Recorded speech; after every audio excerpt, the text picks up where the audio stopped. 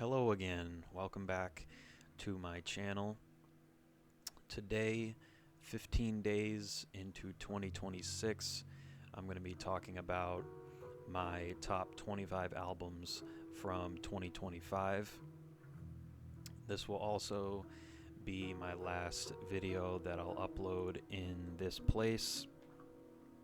I'm moving in 2 days, just 5 minutes down the road from where I am, but it will be a new setup and a new background and everything. So for this list, I picked through about probably 50 to 75 albums, and I narrowed my choices down to 25. I don't have any honorable mentions or anything.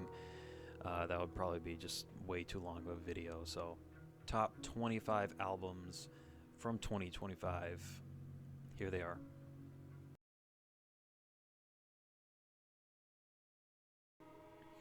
So I'm going to go quicker through the bottom 15, so 25 through 11. And then the top 10 I'll talk about a little bit more in depth, especially the top 5. I also have pre-written notes, more so than I usually have in these videos, just so I can be a little bit more focused and get through these albums, because I only have 15 minutes to talk. So number 25, I have Kontusion with An Insatiable Lust for Death. This is one of my 2025 death metal discoveries. I just heard of these guys this year or last year. Members from the New Jersey area and Washington DC area. This is their first full length. I'm not sure if they had any EPs or anything before it, but chunky, grindy, crackly death metal. It's got really good beatdown sections, breakdowns, crawling riffs, and just non-stop aggression. There's really no like pause in the energy in this. Really good. Number 24, sticking with the death metal, I have Morbific with Bloom of the Abnormal Flesh. This is the embodiment of the gross, filthy death metal sound that has really just taken off in recent years. This is these guys' third full length. They're from Finland. They're a 3-piece.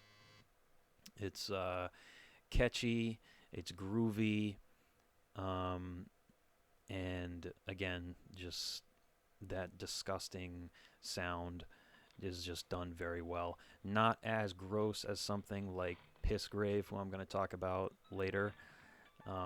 It's a little more accessible, but really good release. Number 23, I have Ossuary, Abhorrent Worship. Another great death metal band I discovered in 2025. This is their first official full length. They had a couple projects before it. Supreme Degradation, I think, was one of them, which I heard before this album. But this is really, really killer.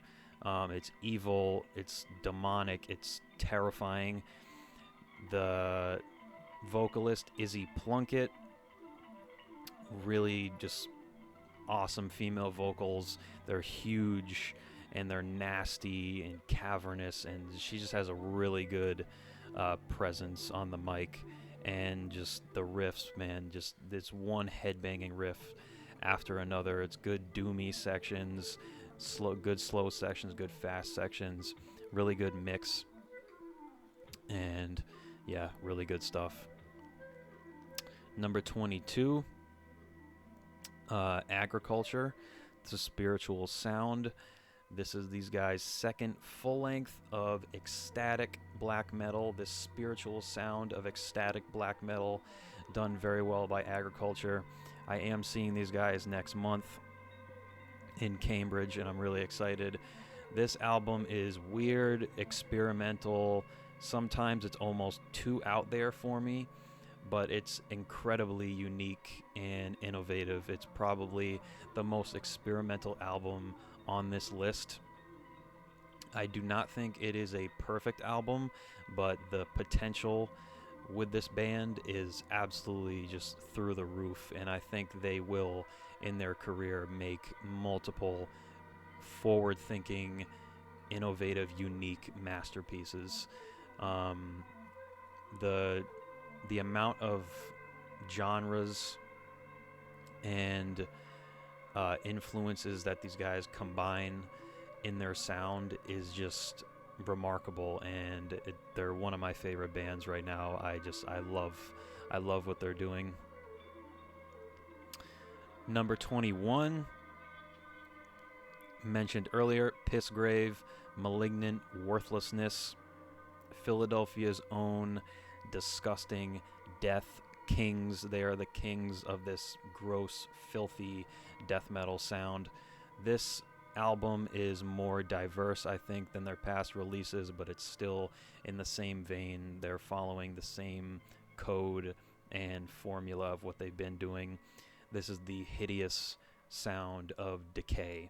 It's brutal, it's foul, it's abhorrent. The vocals are vicious and modulated, so they sound just inhuman. And this album just has terrifying amounts of anger and hatred in it, and I fucking love it. Number 20, I have Teitanblood with From the Visceral Abyss. These guys are from Spain.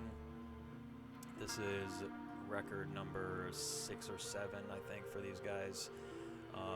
This is cavernous, huge, and apocalyptic. It is a legitimately evil-sounding record, which is exactly how extreme metal should be played. It's demonic, it's scary, it's fucking terrifying. These guys have a large catalog of death metal masterpieces, and this is another one added to that list. Number 19, Malefic Throne with the Conquering Darkness. This is a death metal supergroup, pretty much. John from Origin on drums, Steve Tucker from Morbid Angel fame on bass and vocals, and then Gene from Angel Corpse on guitars. It's an absolutely relentless album, oozing, crawling riffs, and possibly the best drum performance of the year. Number 18, Sanguisugabogg, Hideous Aftermath. This is the Bogg's most mature and progressive album. It is still chunky and caveman-y, but much more complete songs and improved writing. Devin's vocals are as brutal as ever, and this album has numerous awesome features. Todd from Nails, Demontre, I think it's pronounced, from Peeling Flesh, Travis Ryan from Cattle Decapitation, and Dylan Walker from Full of Hell, just to name a few. It's literally almost like every song has a guest vocalist, and they all kill. So really good stuff from the Bog. Number 17, Imperial Triumphant with Goldstar. This is avant-garde, blackened jazz fusion, as all their other albums are, but this is probably their most accessible album so far, and I think it's the one that's received the most praise. I saw these guys live in March. They opened for Mayhem, and I thought they were easily the best band at that show, and I was just put in a trance by their presence and their sound. They had one of the coolest stage presences, with the masks and the weird, just strange atmosphere. One of the most interesting and innovative extreme bands going today.